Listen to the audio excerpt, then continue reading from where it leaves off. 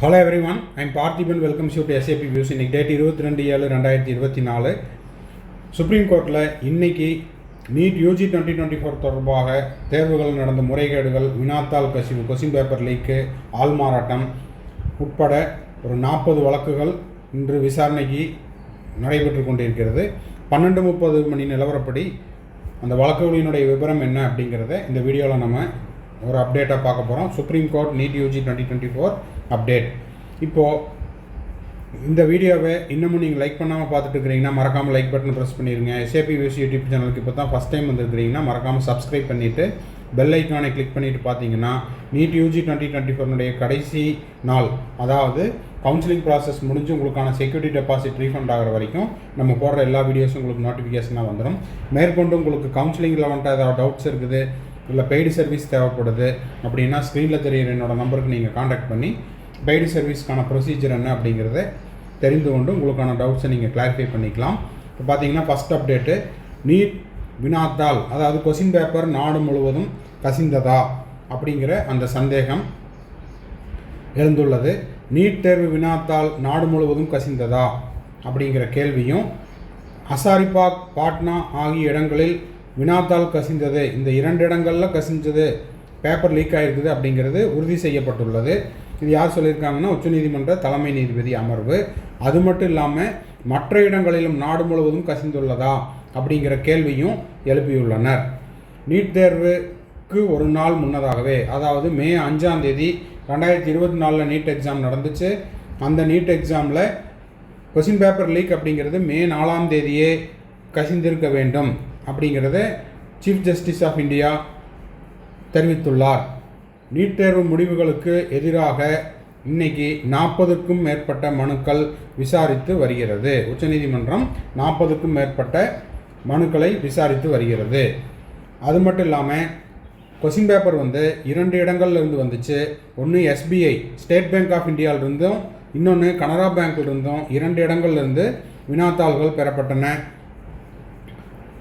அதில் பார்த்திங்கன்னா ஒரே சென்டரில், ஒரு பர்டிகுலர் சென்டரில் SBIயிலிருந்தும் கொஸ்டின் பேப்பர் லீக் ஆகிருக்குது.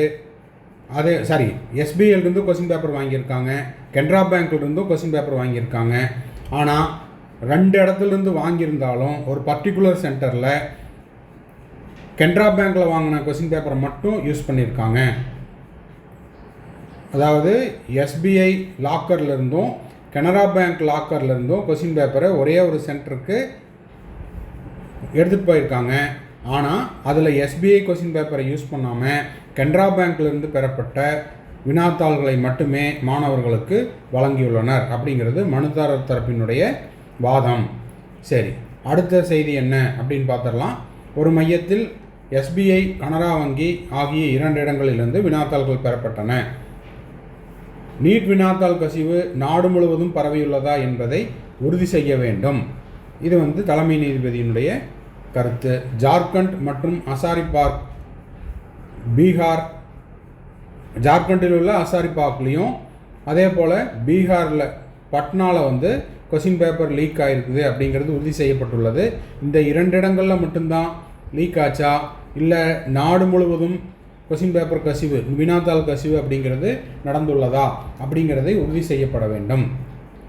தற்போதைய தரவுகளின்படி 2 இடங்களில் நீட் தேர்வு வினாத்தாள் கசிவு என்பது உறுதி செய்யப்பட்டுள்ளது அப்படிங்கிறத உச்சநீதிமன்றம் தெரிவித்துள்ளது.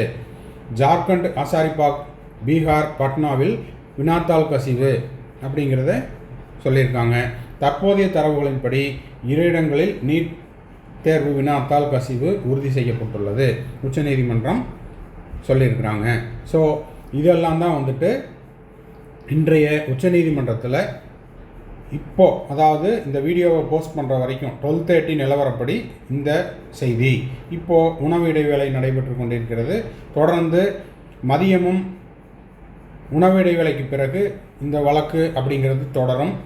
இதனுடைய இன்றைய இறுதிக்கட்ட நிலவரம், இதனுடைய விவரம் என்ன அப்படிங்கிறத ஆஃப்டர்நூன் லஞ்சுக்கு அப்புறம் என்ன அப்டேட் கிடைச்சாலும் நம்ம சேனலில் நம்ம போஸ்ட் பண்ணிடலாம்.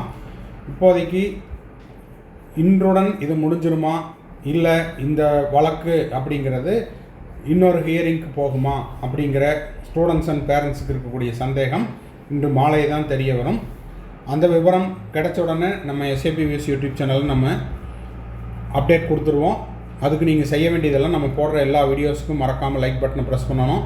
அதே போல் சேனலை சப்ஸ்கிரைப் பண்ணாதவங்க சப்ஸ்கிரைப் பண்ணிவிட்டு பெல் ஐக்கானை கிளிக் பண்ணிவிட்டு பார்த்தீங்கன்னா நம்ம போடுற எல்லா வீடியோஸும் உங்களுக்கு நோட்டிஃபிகேஷனாக வந்துடும். இந்த வீடியோவை நீங்கள் பார்த்துட்டு உங்கள் friends circle, relative circle, neighbour circle எல்லாத்துக்கும் ஷேர் பண்ணிடுங்க. மறுபடியும் அடுத்த வீடியோவில் அடுத்த ஒரு அப்டேட்டோட மீட் பண்ணலாம். டில் தென் பாய், see you, have a nice day and thanks for watching. தொடர்ந்து இன்றைக்கி போடுற எல்லா வீடியோஸையும் மறக்காமல் பார்த்துருங்க. மறுபடியும் அடுத்த வீடியோவில் மீட் பண்ணலாம்.